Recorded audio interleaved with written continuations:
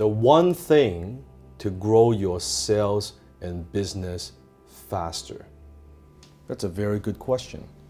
Because when it comes to growing your business and growing your sales, there's so many things that you can do. What did I do to get going, to grow my business, to grow my sales faster? I did one thing. One powerful strategy, which I'm going to teach you today. See, at the time when I was running my one-man advertising agency as a copywriter, I was trying to get clients from all over the place.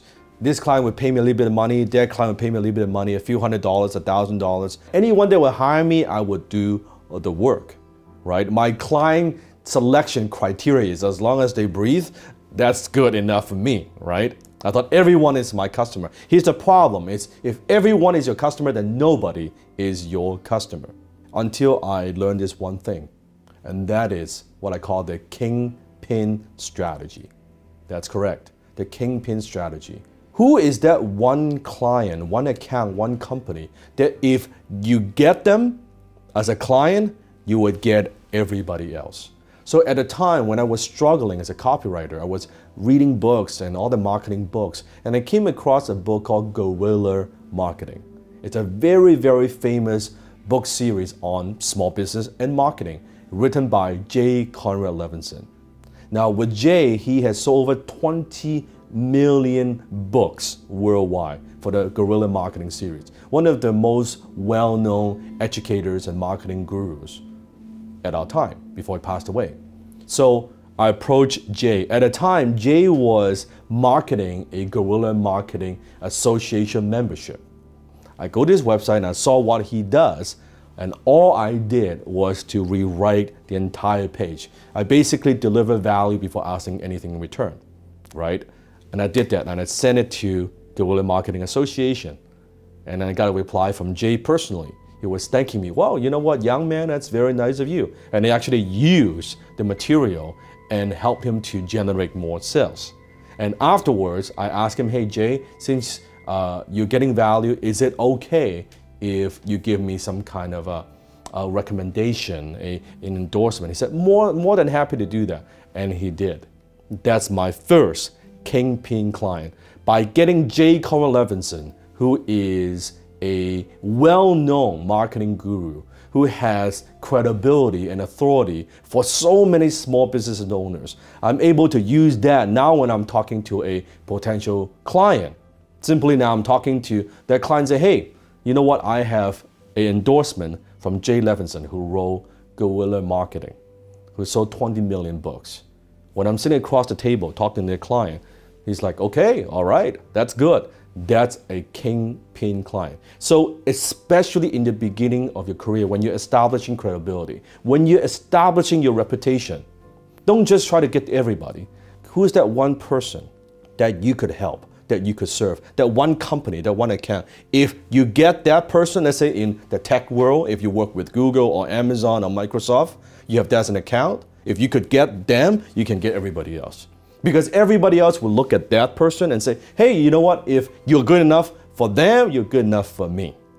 It helps you to skip that learning curve. Then you can grow your business much faster. Let me give you another example from a different perspective. Same kingpin strategy. Now in the US, at the time, there were, even still now, sometimes it happens. They have these huge events. Learning Annex back then was doing this massive conference with 5,000 people, 8,000 people, 10,000 people, 25,000 people. What did they do? They also utilized this kingpin strategy. They would bring in what I call kingpin speakers.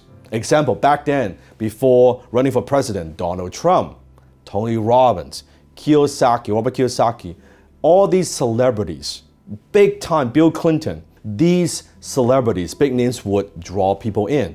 They pay them a pretty big, speaking fee, hefty speaking fee to bring them there, to have them show up to the event. And then at the same time, they would also bring on these, what I call platform sales speakers or platform closers, where they don't get paid to be there, but they would offer their programs, their products, right? They would make an offer on stage. They would do a pitch. Right? It could be a 60, it could be a 90-minute pitch. So they draw the crowd, have 5, 10, 20,000 people, and then they don't make money from that. They don't make money from the tickets either.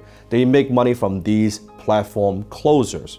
And then the organizer would do a split with anything that they sell. Example, imagine if someone is speaking to 10,000 people and he is selling a $1,000 package, right? And he sells what? 100 of them, 200 of them, 500 of them. And when you have a multi-day event, that multi-day event generates tens of millions of dollars, right?